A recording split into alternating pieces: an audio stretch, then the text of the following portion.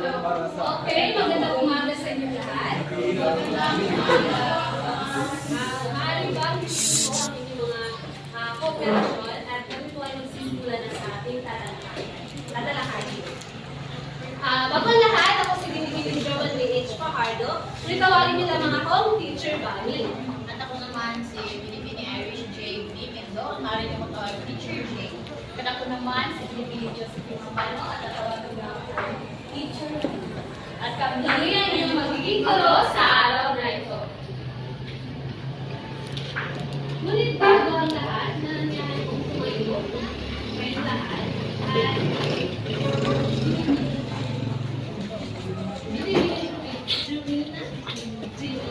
Jimmy, maaari mo bang pagmumulan?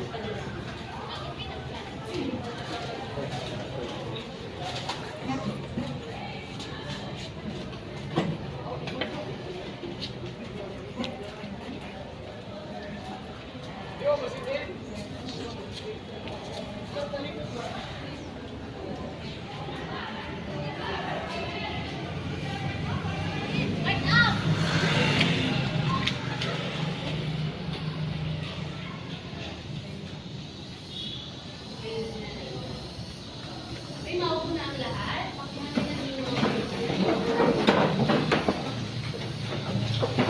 Ngayon ay maaari bang tumingin kayo sa kabila, sa kanan, sa inyong mga katabi. May nawawala ba?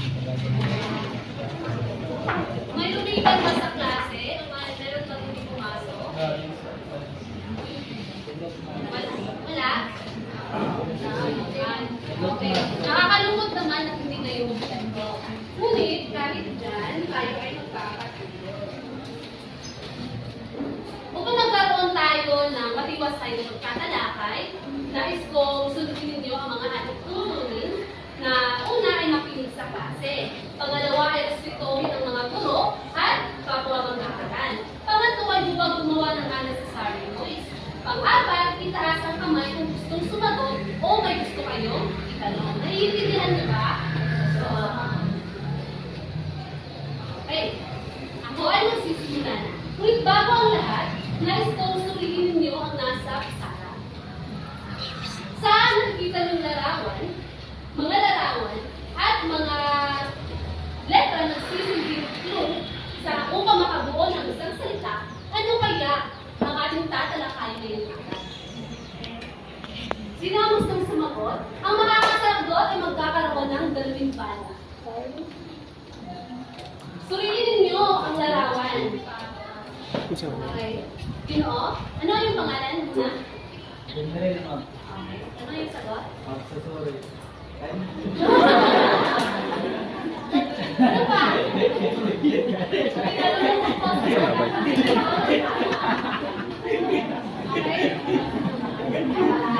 Hindi rin. Pansinin ninyo ito. Ano ba dito? Dito nyo siya ilalagay. Ito naman, dito. Ano saan natin? Dili. Okay, may narinig ako. Sino yun? Pataas ang kamay. Dito, ma'am.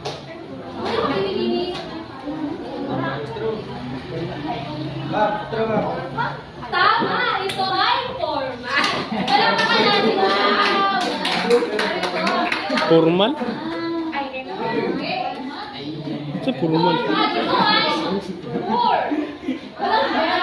Ay, Ito ay atas.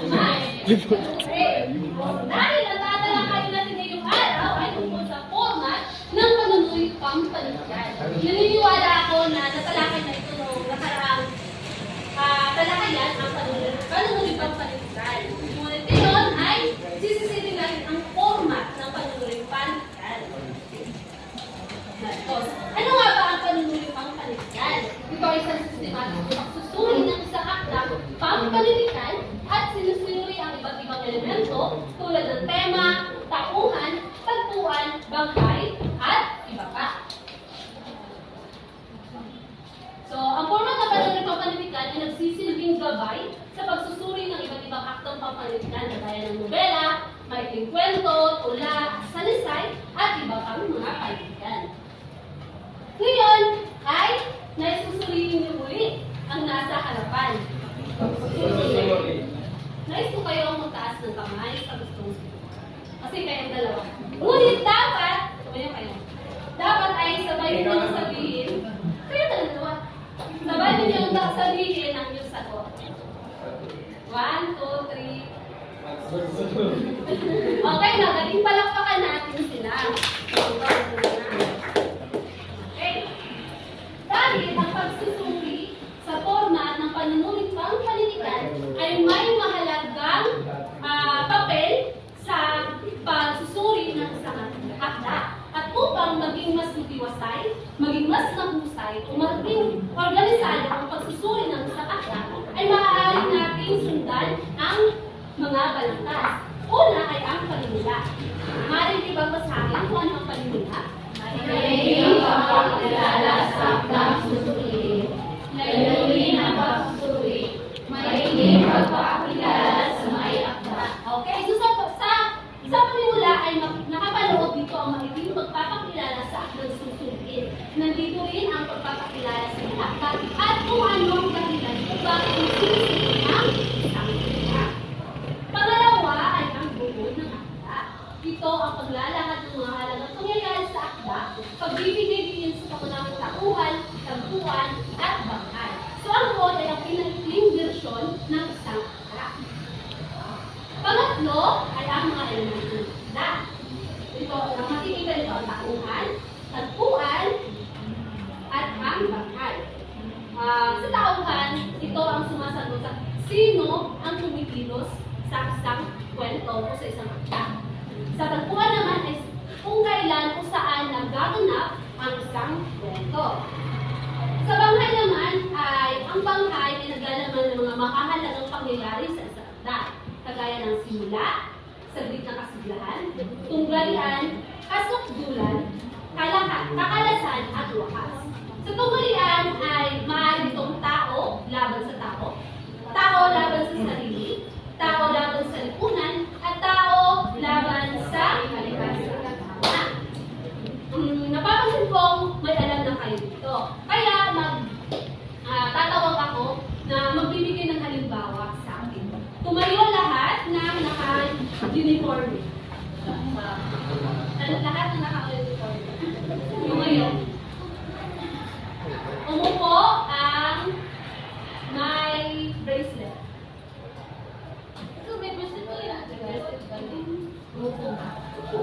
Okay, binibilihan mo ang iyong pangalan. Okay. Nais ko sana bigyan mo ako ng halimbawa na isang senaryo na tao laban sa tao.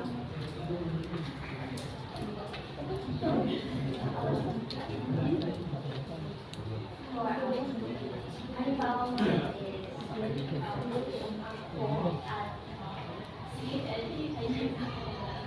Okay, pwede na rin yun. Tao, laban sa tao. Di kayo nagbubugan o nagsasabunutan.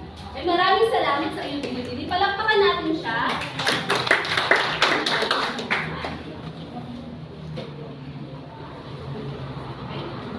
May tatlong paraan sa pagsusuri ng akda. Ito ay suring basa. Sa pagsusuri ng aklat, nobela, kwento, sinusuri ang tema, tauhan, bangkay, at mensahe ng akda.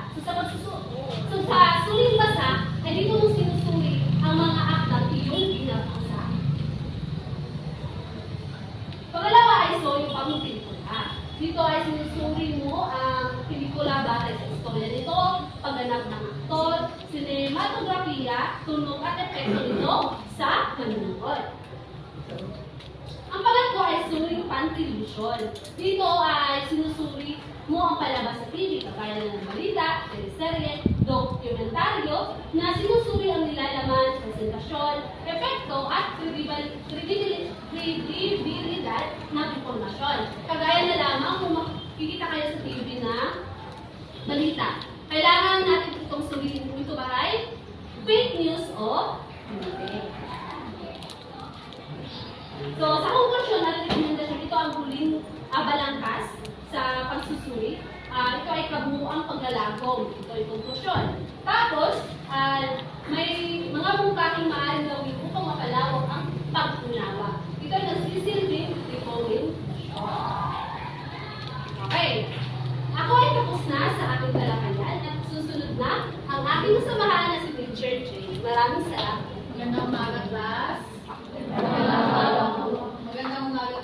Magandang umaga po. Ang ano sa tingin nyo ang novela? Dahil no? Ngayon naman, ay tatalakayin natin ang nobela. Ang nobela ay isang mahaba, masalimuot na kwento na maraming tauhan, tagpuan at ugalian. Ano sa tingin nyo ang tauhan? Ito ang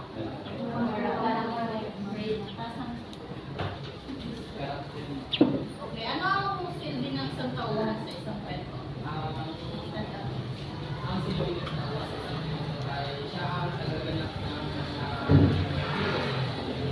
Okay, mahusay, no? Palakpakan si David, Mr. David. Mga tauhan ay ito ang nagaganap sa isang kwento. Sila ang nagbibigay buhay sa kwento na ating pinakasa. Kaya naman ay ang tagpuan. At ang tingin nyo ang isang tagpuan? Okay, Mr. Judel. Ang tagpuan ay ito ay kung saan nagaganap ang mangyayari. Okay, mahusay, no? Bigyan ng palakpak sa Mr. Judel. So, ang tagpuan, ito ang setting kung saan nakikita ang mga karakter sa isang kwento. Kumbaga, ako ang tagpuan ng aking kwento ay ang paralan lamang at ang aming bahay. So, ako muli ay ang tunggalian. Nabanggit na ni Ms. Jovan kung ano ang tunggalian. Magbigay lamang ng isang halimbawa. At kung ganyan, ito yung tao laban sa tao, pakilig, tao laban sa kalikasan o tao laban sa kanyang sarili. Okay, mahusay. Ang tunggalian ay isa ito parang problema na kinakaharap ng ating tauhan sa isang kwento. Kagaya ng tao laban sa tao. Halimbawa ng tao laban sa tao ay sinubuhan na itrenador ng kanyang mga kapatid. Nabasa niyo na ba ang kwento ng Pilipina? Anong ibig kayo ng mabasa nito? Okay, kaya tumakot na tayo sa format ng novela. Ang format ng novela ay nagkakaroon nito ng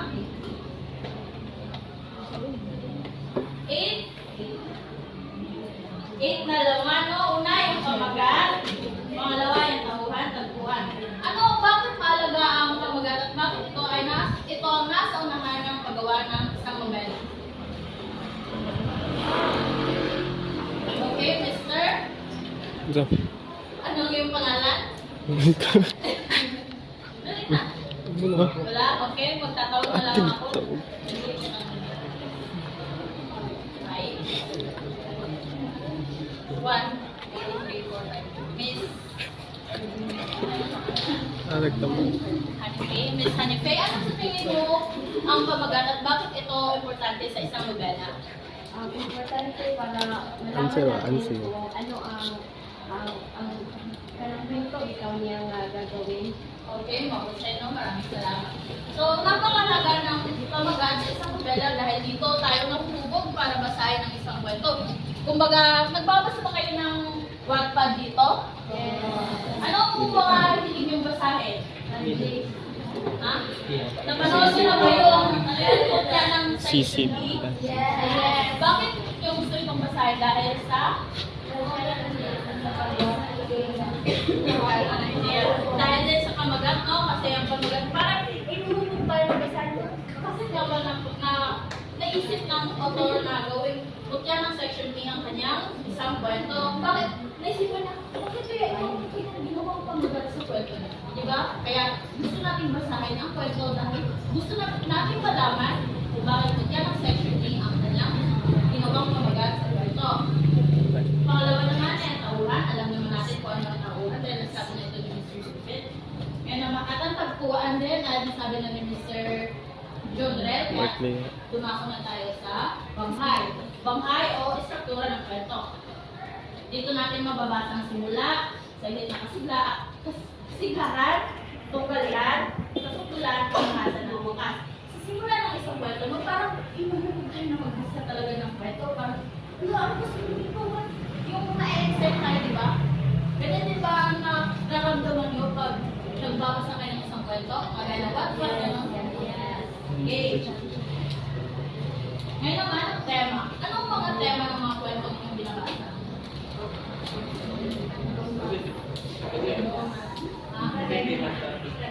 Ano pa? Hindi. Horror. Okay, maraming salamat.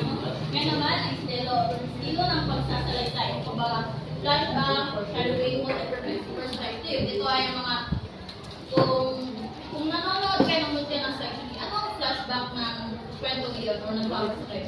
Di ba may flashback yun? Yung, sino yun yung blue eyes? Nanonood si di ba flashback ng kanina yung eyes? Ipinalabas din yun, di ba? Tama ba? Ano pangalan ko? Leia. Tama ba ako? Leia. Leia siya kung nagbabasa ng okay. So, ang topic na naman ay mensahe o aral ng nobela. Ano? So, gawin na lang natin halimbawa ang mutya ng section dito. Ito ay matutupad di ba sa television na dito. What? Okay. Ano ang mensahe o aral na natutulog nyo habang pinapanood nyo ang mutya ng section dito? Miss? Ano ang aral na napulot mo sa panonood ng section mutya ng section 8? Gawin ng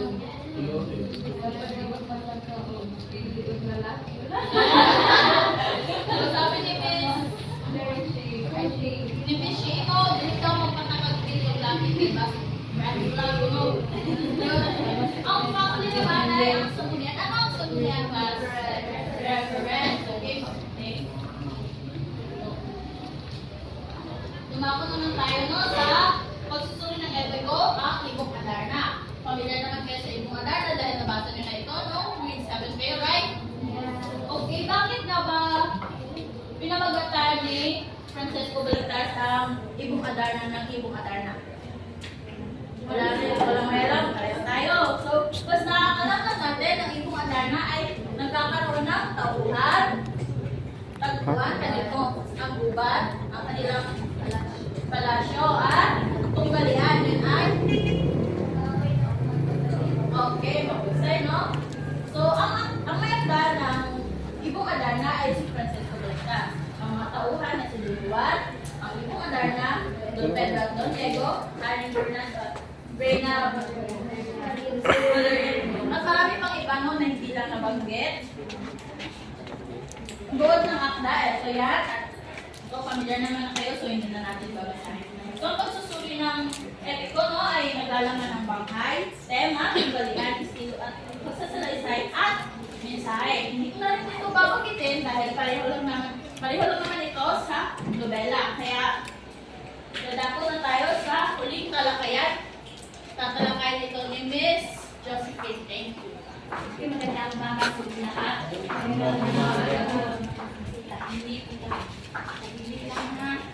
Ngayon, ipagbabangkad ko kayo sa apat na bangkad. Nais ko kayo mag-enjoy muna tayo bago tayo magpatuloy sa ating talakayan. Gusto mo ba yun? Gusto ko yung malakas. Gusto mo yun? Yes, Okay, very good. Okay, ngayon, dito ang apoy first year, lumalaban, magtatapos, wow. Okay, natandaan nyo ba? Ano nga dito? First year. Dito. Lumalaban. Magtatapos. Wow. Okay. Ganito yung action ha. Gagawa natin ang action. Okay. Here. Here. Magkinig kayong lahat. Okay. Okay. Here. Lumalaban. Magtatapos. Wow. Okay. Ano?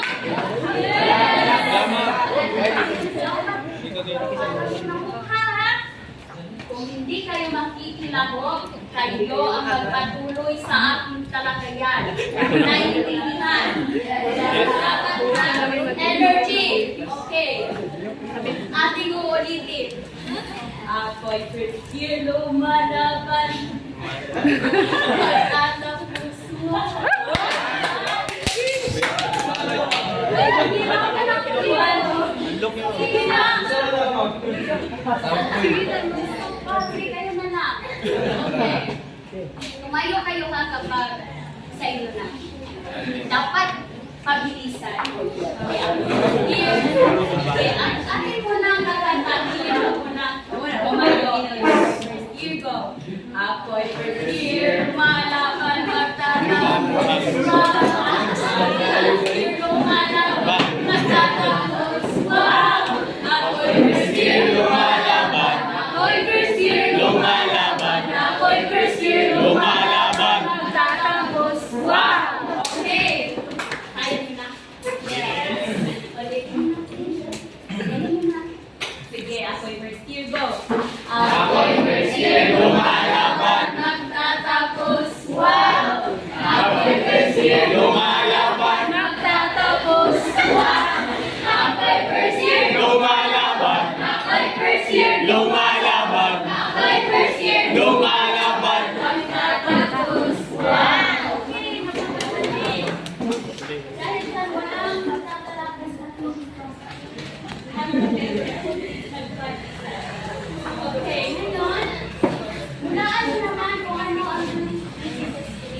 Sino pa mag-aaral ito? Kapag simple na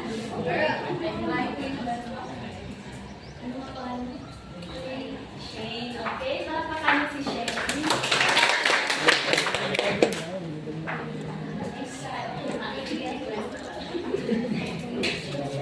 Ano nga ba ang maikling kwento? May idea. Sino ang nagbibigay ng idea kung ano ang maikling kwento? Kurugi ko kamo.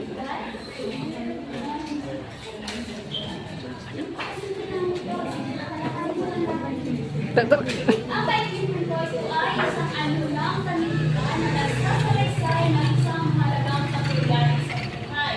Napakalaking sa una ay karaniwan ito ay isang katindalan o aral at may malinaw na simula, gitna at wakas.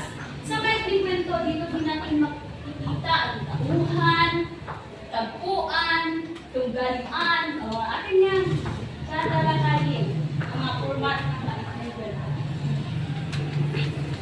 Narito ang format ng maikling kwento. Okay, anim na format.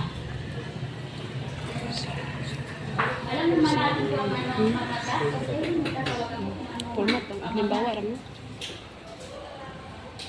Gusto mo ng pabong? Ano ba siya? Ano siya? Ano nga ba ang pamagat? Ano pangalan mo? Yoji. Okay. Ano ang pamagat para sa'yo? Pamagat para sa isa po yung gusto gawin isang meron yung gusto gawin ang isang tao na tula or kanyang gusto isulat para po maging mas mamay, isa pura po ang kanyang sinusulat ay kinakailangan po niyang gumawa ng pamagat. Which is yun po yung paano sa kanya ano po yung daloy ng kwento. Kasi po meron po siyang pamagat, meron po siyang ganito, meron siyang ganito sa kanyang sinusulat. Wow, napakagaling naman. Ano yan?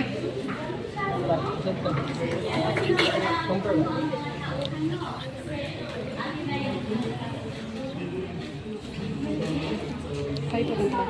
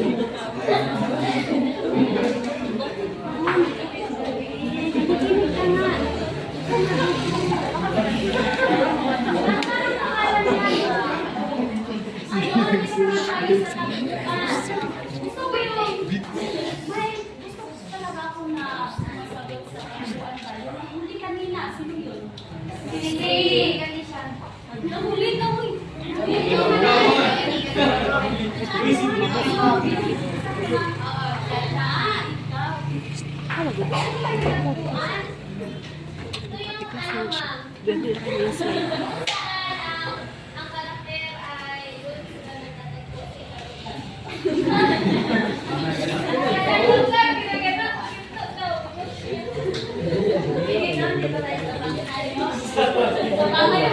Eh, chicks, sakti.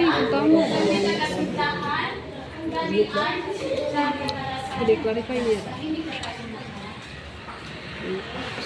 Ngayon, nagbigay ako na yung halimbawa sa may kwento.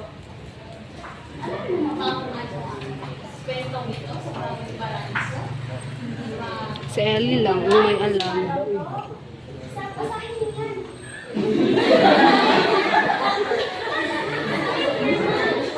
Isipin. Maganda yun.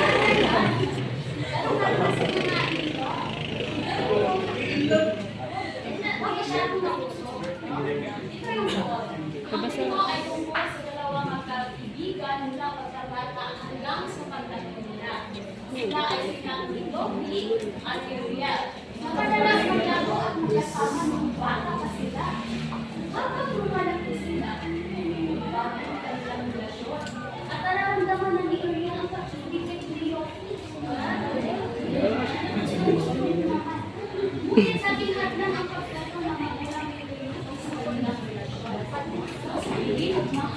Isa, ngunit naging komplikado ang kanilang sitwasyon dahil sa pagpupulis sa sarili. Yan. Batang-bata pa. Ngayon, magtatanong ako sa inyo kung ano ang aking binasang kwento. Kasi dito kasi, sa kwento kasi nito, gusto ko lang dalawin sa inyo. Si Loki ay nagtanong kasi sila. Ano na kanyang hina, ni Loki, sa kanyang pagiging malakay. No? Dahil si Loki nagbawa sila magkita. No? Sa kabila ng hindi, no? Sa mga magulang, at tuloy pa rin silang nagtatakbo ng paligid. Sino bang may jowa dito tapos natatakbo ng paligid? Ako lang yan.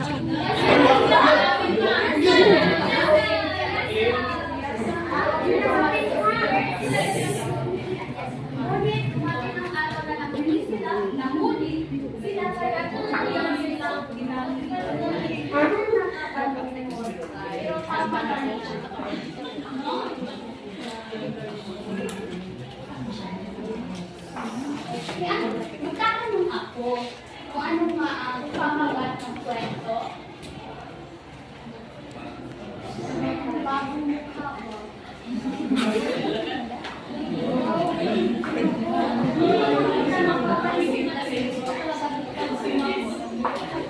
Pamagat ng kwento nga akong binasa.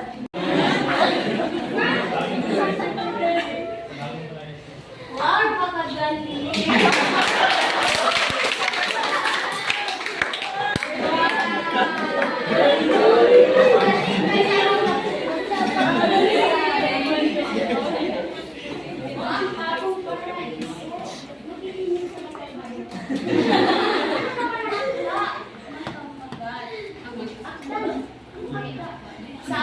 Sa maikling kwento na binasa.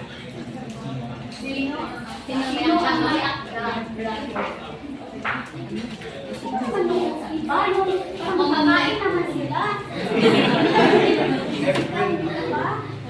Wala kasi Diyan nga, ang may akda niya sa bagong paraan sa April after.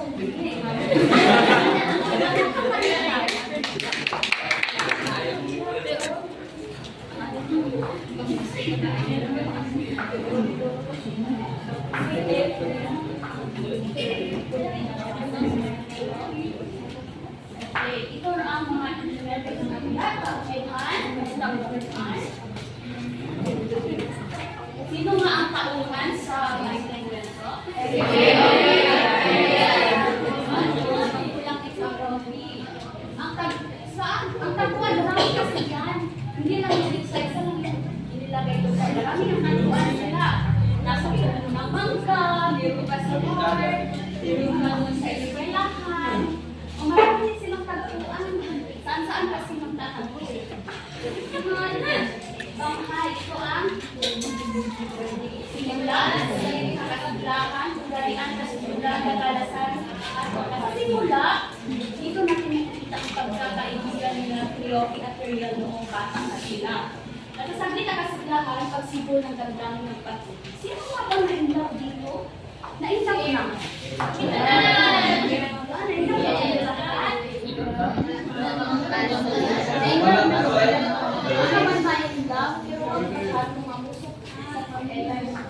Sa tungalian, pagputol na magulang ni Cleopi sa kanilang relasyon. Pwede rin dito ang ano ba yung tako laban sa sarili. No? Tako laban sa sarili. Kasi nag-isip sino na si Cleopi na sa kanyang sarili eh. So notice, kasukdulan. Hindi na inaasahang pagbubuntis ni Cleopi. Ang kakalasan, ang pagsasakripisyo ng kanilang pag-ibig. At ang wakas, ang hindi tiyak na kinabukasan ng kanilang relasyon. Ngayon, magtatanong ako kung ano ang inyong aral o mensahe na nakuha dito sa kwento. Gusto ko yung bago sa aking alam. Yung nagsusulat dyan. Mga white na lalaki. Ano ang aral na nasusulat ko dito sa kwento na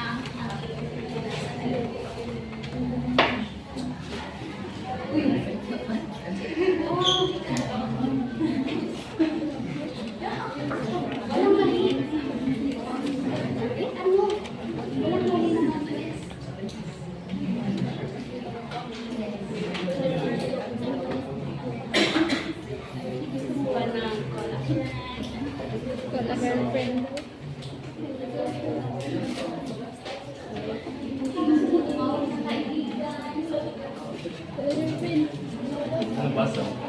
Ikaw, sige.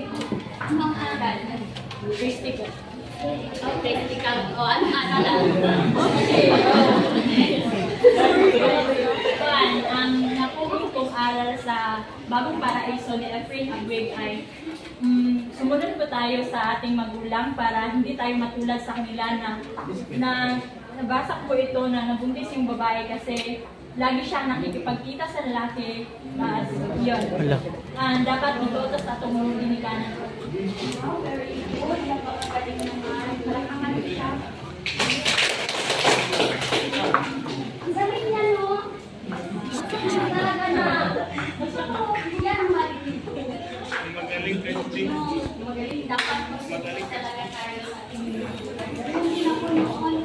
Nung high school ka, lagi ako tago parang makita ko nung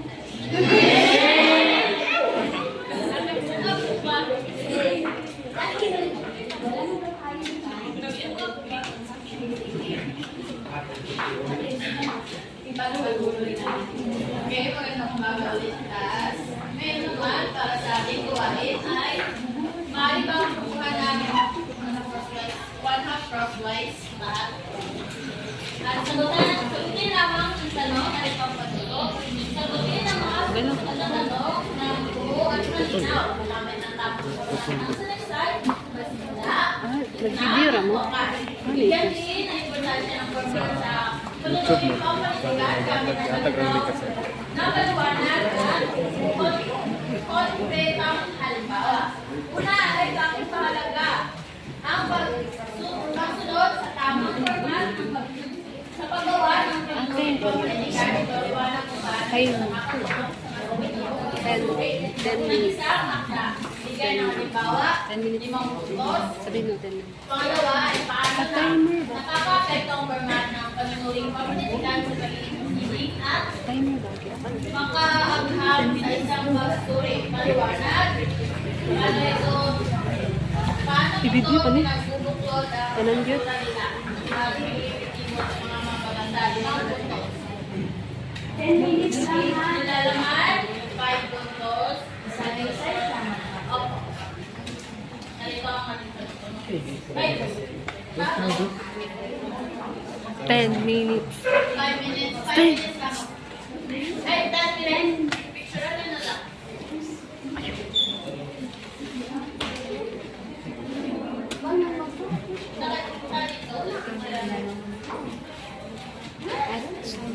Ate. Ate Josephine. Nagsisimula na ang atas. Okay, pagkatapos niyang magpanunod katanungan, magsisimula na tayo. Okay, magsisimula na ang ating 10 minuto. Kapuya ko.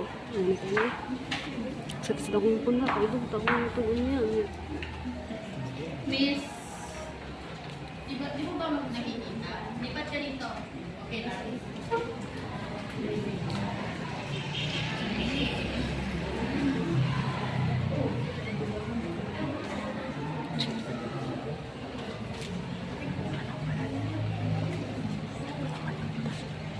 Mas dyan naman ang ginagawa.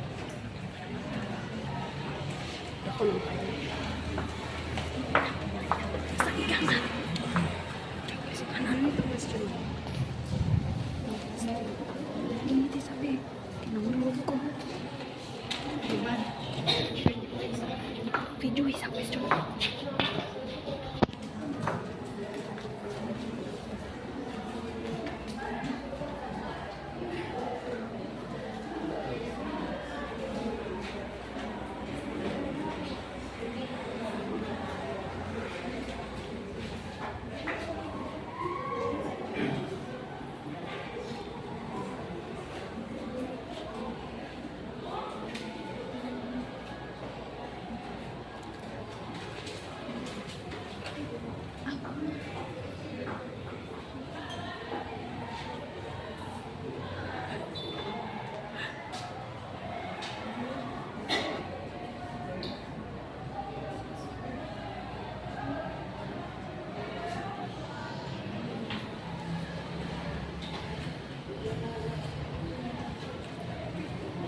pan.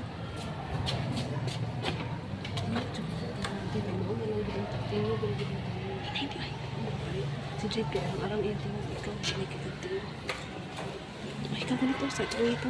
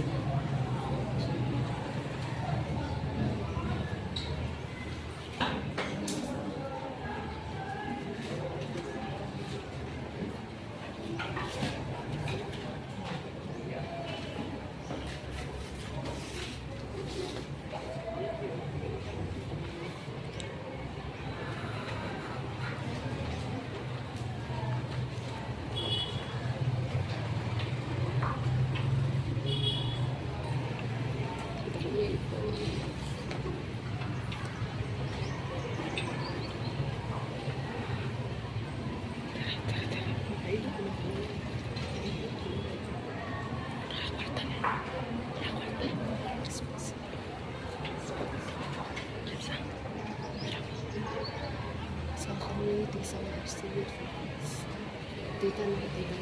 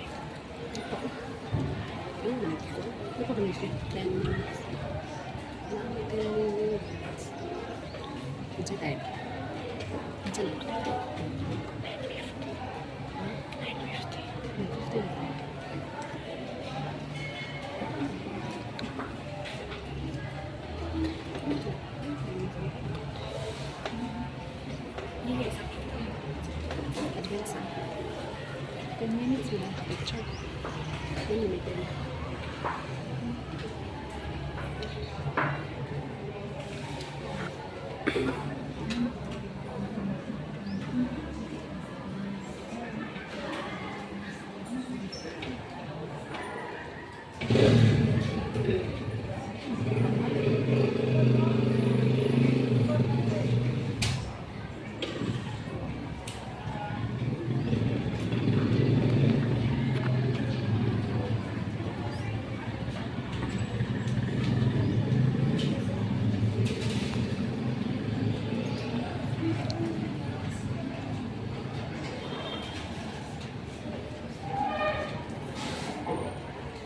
Isang minuto na lamang.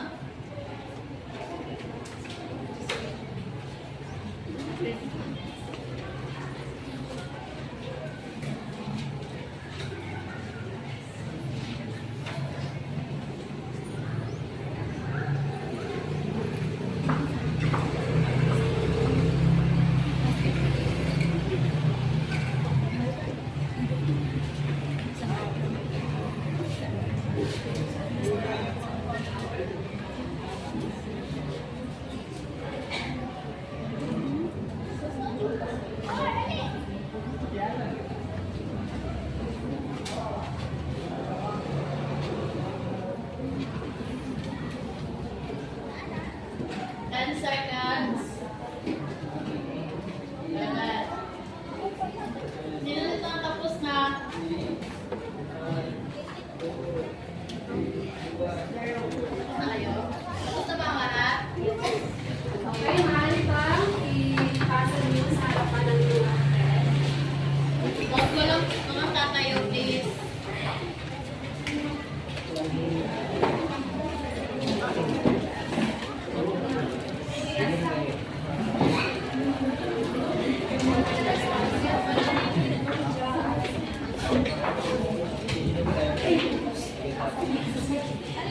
Nasaan na ang dapat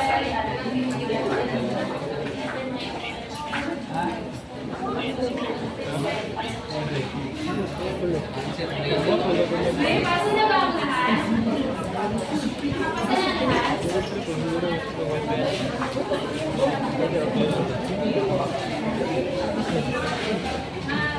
Ready po na.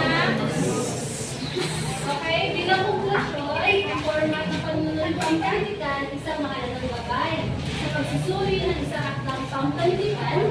Sa pamamagitan nito, mas magiging organisado at sistematiko ang pagsusuri ng isang akla. Pelikula o palabas sa tamang pagsusuri, natutukoy natin ang kahalagahan ng isang akla.